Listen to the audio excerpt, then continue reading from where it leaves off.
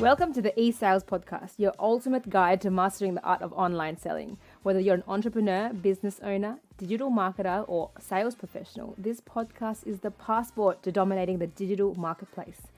My name's V, your eSales navigator.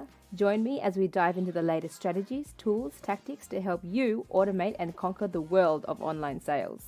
Get ready to boost your online sales game and unlock your full potential. Let's dive in.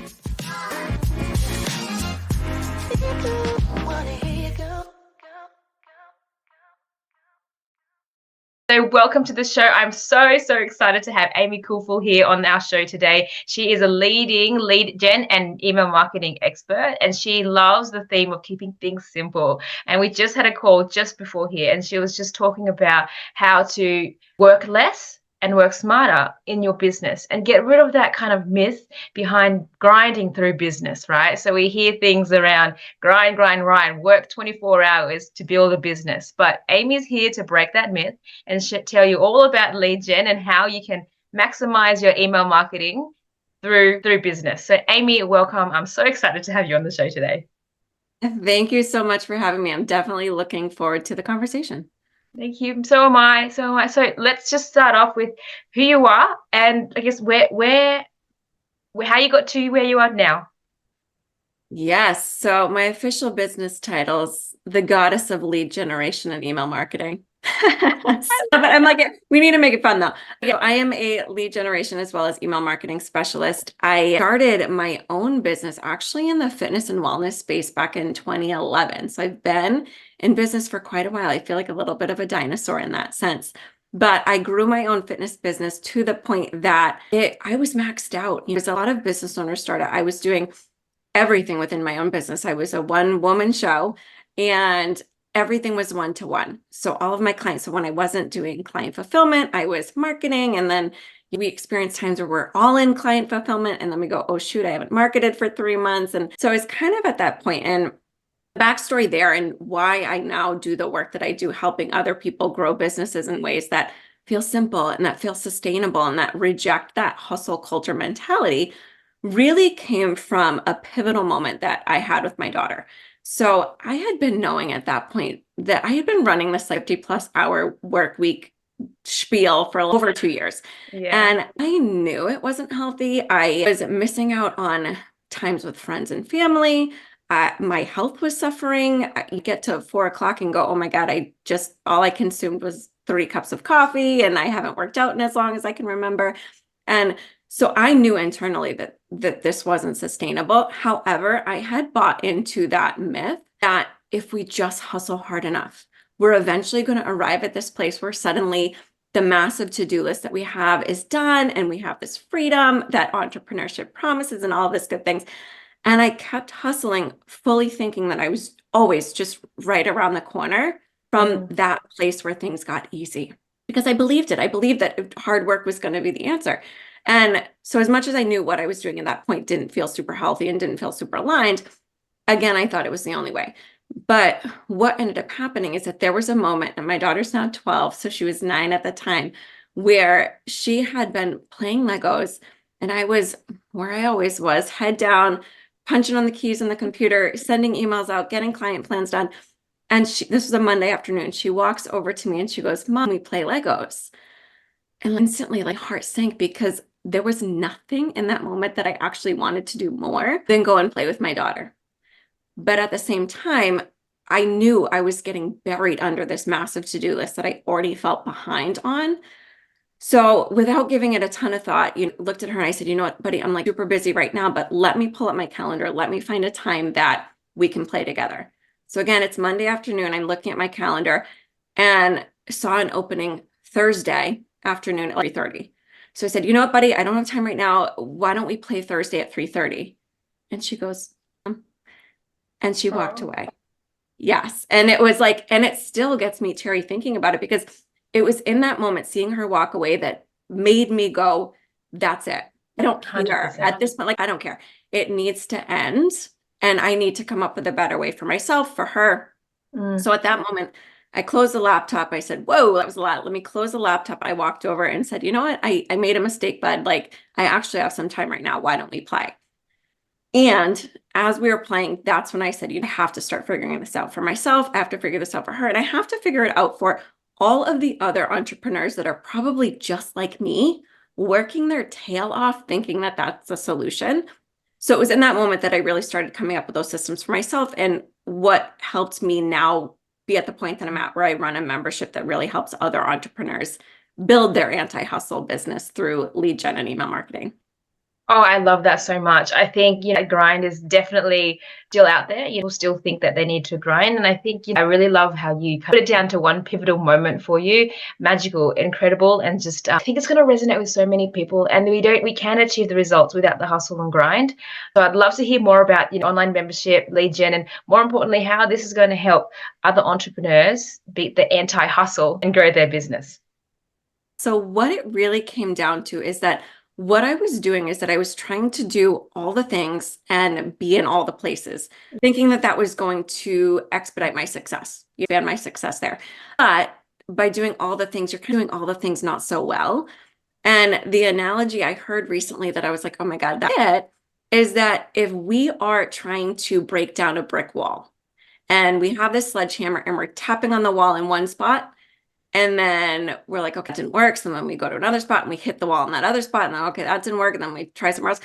We're never going to break down that wall. Versus if we stand still and we keep hitting in the same spot, even if hit 1, 2, 3, 4, 5 didn't crack the wall, that's going to be what eventually breaks that wall down and allows us to get to that other side where we have that financial success, time success. I talk a lot about financial freedom, time freedom, and location freedom within our business, but it really comes down to when we're thinking about lead gen, and the way that I describe it is through actually like a triangle, so a pyramid. It's called the lead generation pyramid, and it has 4 levels. The bottom level is audience. Second up is leads.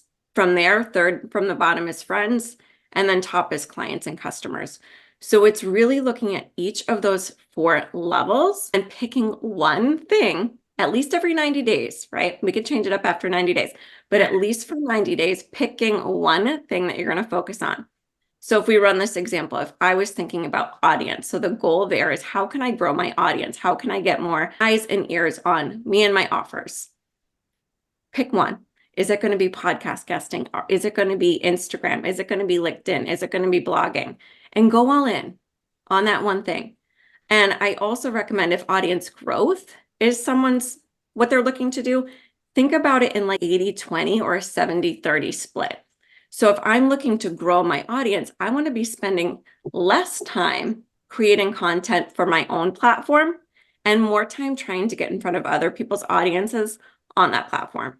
So that, again, we're looking to meet up new people and bring them into our world, but with one thing. Moving up the pyramid, when we look at leads, the only thing I consider a lead is if someone's on your email list.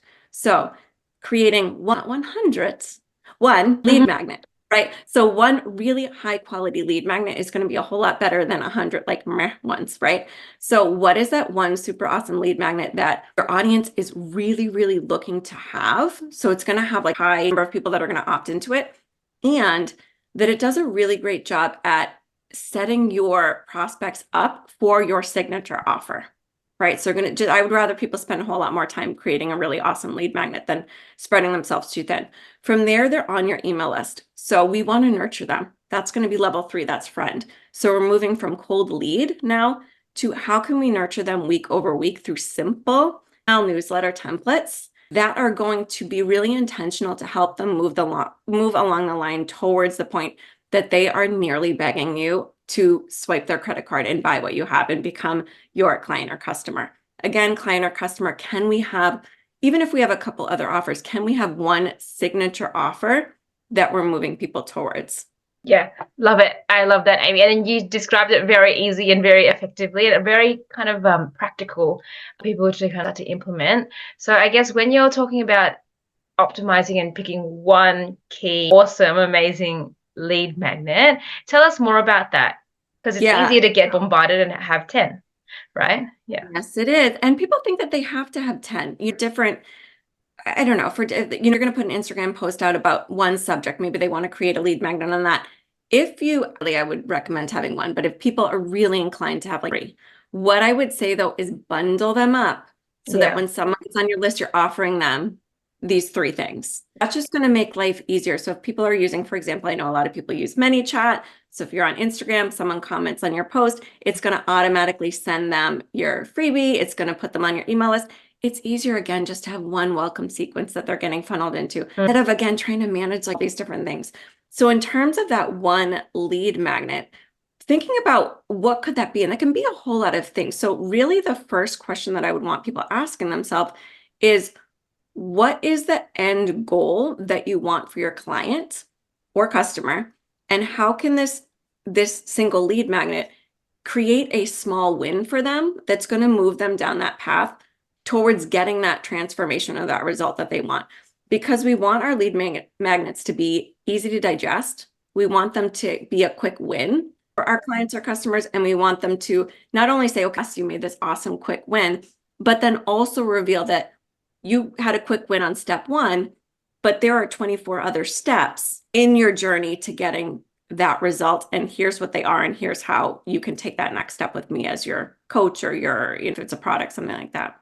Awesome. So it's just kind of seeing like one problem of the overall, I don't know, one point of the overall problem, right? Rather than the whole entire problem and giving them everything, because then it kind of gets a bit of overwhelm, is what you're saying, Amy.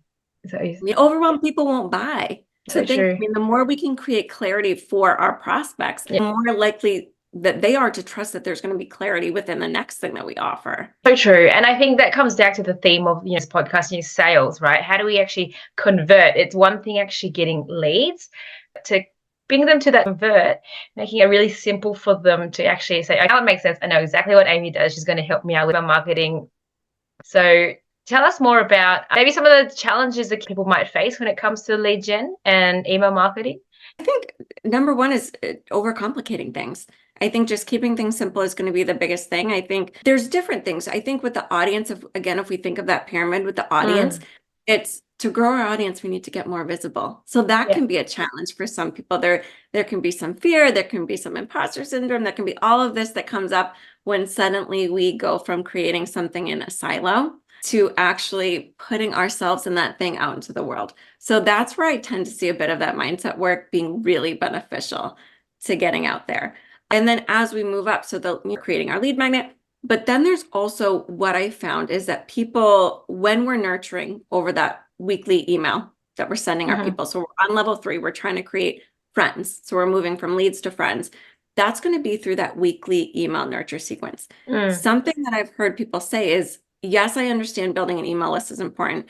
Yes, I understand that nurturing those leads week over week is important if I want to have a higher conversion of sales on the other end, but I just don't know what to write. I don't know what to say. So that's a lot of where, at least within the membership, I really try to help people out by having the majority of those emails crafted for them. So it becomes almost like a fun game of Mad Libs where the bulk of the copy is done for you. And then anything you see in brackets is where you're just going to put in like insert client pain point, insert client avatar, so that it takes a bit of the stress and overwhelm out of what to write week over week. That's amazing. And I think taking that extra thinking away will just help everyone focus on just serving the clients and helping them out rather than just thinking of what to write on an email. And you can stare at a blank screen or you can have it all done for you. All right. And I think I'm loving what we're talking about right now. And I think one of the things that I was just thinking about when you were talking was to get people through the funnel and get people nurtured through email sequence. There's an issue of people not reading emails because there's probably like 1,000 different emails that come into someone's inbox. Why your emails? How do you get people to open those emails with a high conversion rate? So a couple tricks, not really tricks, but hacks of the system that we do.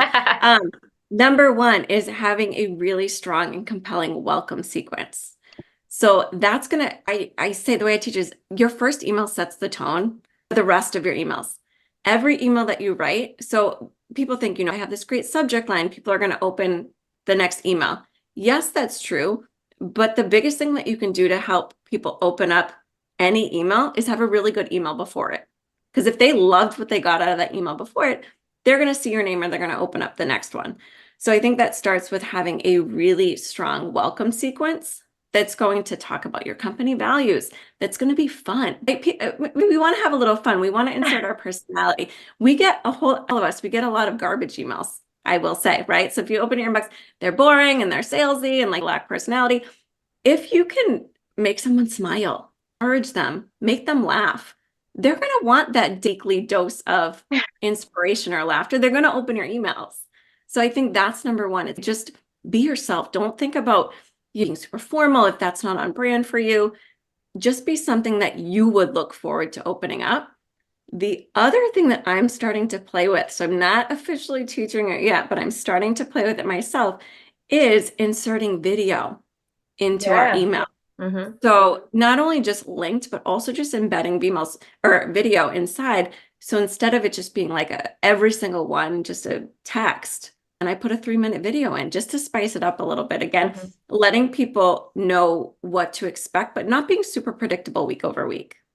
Awesome. Video. I think there's a lot of video content being created out there. So I think that video allows you to get that 3D version of you and get people to really be engrossed with the hearing and the seeing as well. So let us know how that goes. I think it'll be awesome to explore content as well, and how that actually helps with your click rates. Now, if you're ready to take your skills to the next level and elevate your sales online, then eSales is the perfect school for you. In this school, we talk about the tools, the strategies to automate your sales process and effortlessly attract clients online. I also believe that sales should be fun, easy, light-hearted, and I'll teach you exactly how to do that step by step to actually make sales calls enjoyable and handle objections with confidence. Now, if this sounds like you, if this is something that you truly think that you need in your business right now to scale it to the next level, please sign up and put your name down onto our waiting list. We currently have a list at the moment, but you'd be the first person to hear about it when our enrollment opens. Just have a look at you'll find a link into the waiting list in the description below. So I look forward to seeing you in the school. Absolutely. So I think we've talked about how to get the audience through a funnel or a pyramid, as you say. We've spoken about, actually bring people in when it comes to welcoming sequence and nailing how the first email that people open. Anything else, Amy, that you think that people might need to know or would like to know when it comes to getting leads? Yeah, I think not so much in terms of getting leads, but one of the things that we didn't mention that I think is important too is just understanding what that third level is all about. So we're not just communicating with them week over week. You want to make them laugh. You want to be a bright spot in their day, but that can't be it. Also has to, we're on a podcast talking about sales. Like also has to lead them to eventually making a sale. Otherwise we just have a pen pal. We don't have a potential client, which is not what we're looking for. So how can that be done? And what I do at least within this is that crafting messages that are not only engaging, but that as you continue to move through week over week in that email sequence in the series, your messages are helping to increase their desire for what you're selling and also increase their doubt. So that's going to be doubt about your product, doubt about you as the expert, and even doubt about themselves and their ability to do whatever it is that you're asking them to do with your signature offer, as well as just, again, week over week, developing that know, like, and trust factor. So they feel like they actually really like you and that they can trust you and what you have to sell is going to be worthwhile. The way I would explain that just in real world terms is, where I see mistakes, I've seen mistakes of people looking to get more sales in their business, and they do an awesome job, for example, at building their audience. So that's where we're going to see like influencers. So they've got 10, 20, 30 plus thousand followers on their social media platform. And then they go to sell a $7 ebook and it's crickets. So why? And it happens more than people realize. So we have to wonder, okay, what's going on there? And from my perspective, what's going on is they've built that audience. They've done an awesome job at level one, but then either they never got these people on their email list. So when they are putting something out on their social media, it's not getting seen by everybody. And they've not done that third level, which is nurturing their audience week over week, being someone that they expect to hear from. So then they go to sell and they're not going to get that conversion that they're looking for.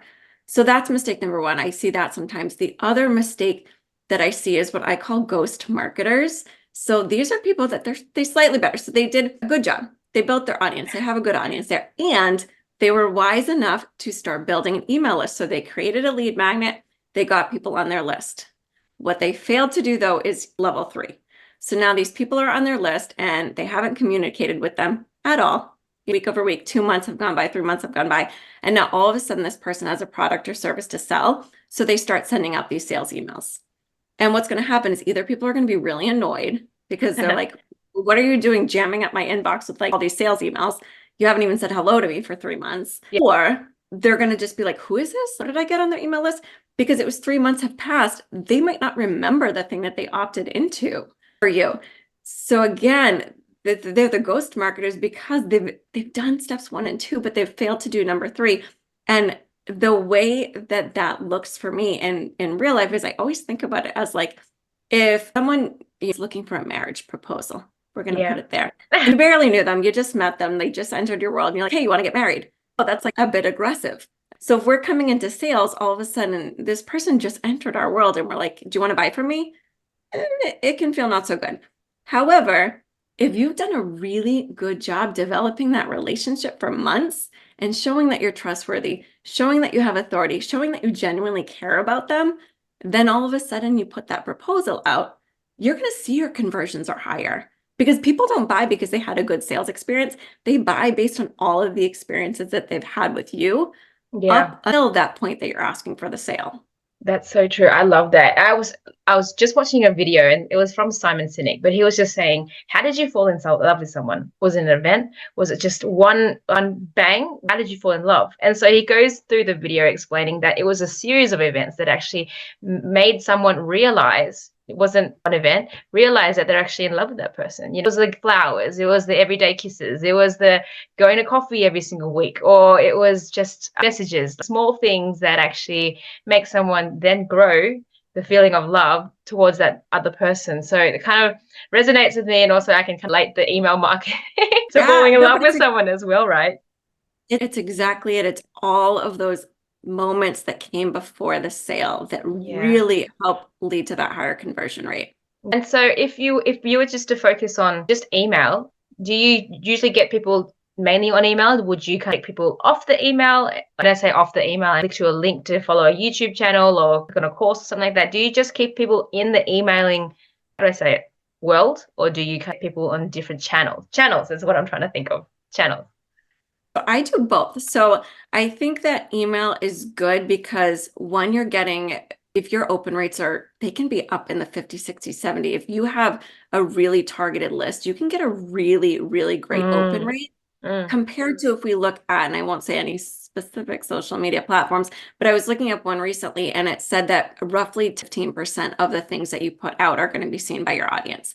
So compare that to 50, 60% of your people opening your emails. It's a lot higher. So we definitely want to for sure be in that inbox. Even if they just open it and skim through it, they're seeing your name week over week. So it's that reminder. So I think to not take that lightly because that's still something. They're seeing your name. They're going, oh, Amy, I remember what she does. So I think that, but also the thing that I do is I want to give people an opportunity to jump into my other worlds. So in terms of social media, I'm on Instagram. I also have a podcast. So what I do as part of my welcome sequence and what I recommend anyone else do as well is I think I have it in email number 2 of the welcome sequence. It says something along the lines of, not too sure how you ended up coming into my world, but I just want to make sure I share with you these 3 other places that you can find me. So click here if you want to see an Instagram reel about XYZ. Click here if you want to listen to a podcast about this, because that's good. Sometimes they might have found you on Instagram, for example, and they would have no clue that you also have a podcast. And if they love listening to podcasts, we want to make sure that they're listening to your podcast because, again, that's just another way that you're nurturing them. I love that. And it's just like nurturing through multiple channels as opposed to just one. Email is like base, the foundation, where you can then guide and lead to other channels and eventually to your main offer. The main offer, of course. Oh, cool. Amazing.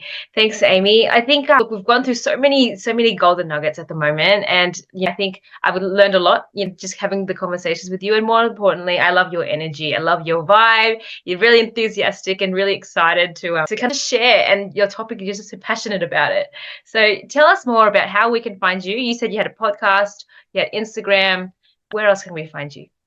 Yeah, so 3 of the top places that you'd probably want to find me. Number 1 is I do have a podcast. It's called the Entrepreneurship Reimagined Podcast. And essentially, that is a podcast. The whole premise of that show is how can we build businesses that are simple and that are streamlined and that actively reject hustle culture? So how can we build these businesses that feel good? So I have guests on there. I do solo episodes, a whole mix of things on that show. Second place is the social media place that I hang out is on Instagram. So it's at AMYKUPH at Amy Koof. As well, I would love to offer any listener a free 14-day trial inside the Inbox Entrepreneur, which is that membership that I was talking about that houses all of the goodness in terms of how do we grow our audience, how do we get more leads, how do we nurture them, how do we make the sale. And they can get their 14-day free access if they just go to amykufal.com/free. Amazing. Thank you. So for those of you listening or even watching from the YouTube, I'll have all the links in the description. So feel free to please opt in and say hi to Amy as well. So that's going to be in the description for those of you who are interested. And so Amy, last question, given us so many tips and tools today, what's one thing, just the one thing that you would recommend the audience do today to boost their business? You know what I'm going to say? I'm going to go off on a little weird way with this. Go outside and get some sunlight. Really? That's what I would say.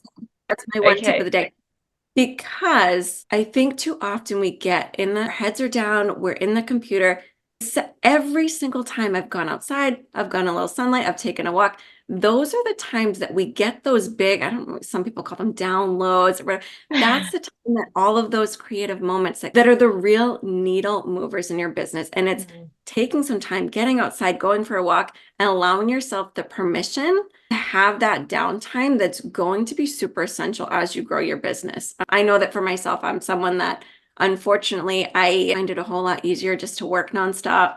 I find taking breaks and relaxation to be really challenging. So if any listeners are like that, I think that good antidote is just force yourself to get outside a little bit today. Done. It's 7 a.m. where I'm at the moment. So the first thing I'm going to do is walk out there into that side. Thank you, Amy. It's been an absolute pleasure to have you on the show. I'm so excited to see where your membership and see where things go with you. And we'll definitely pop the follow button for you. So thank you so much. I look forward to having a chat with you next time. Thank you. Take care. Thank you.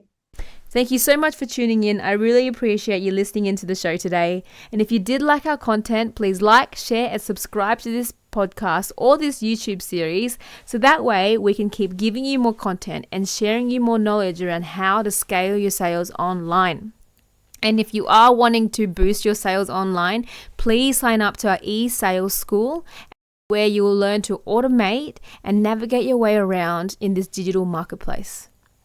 Now, thank you so much once again. I really appreciate you joining in today. And remember to keep selling, keep having fun, and keep being you.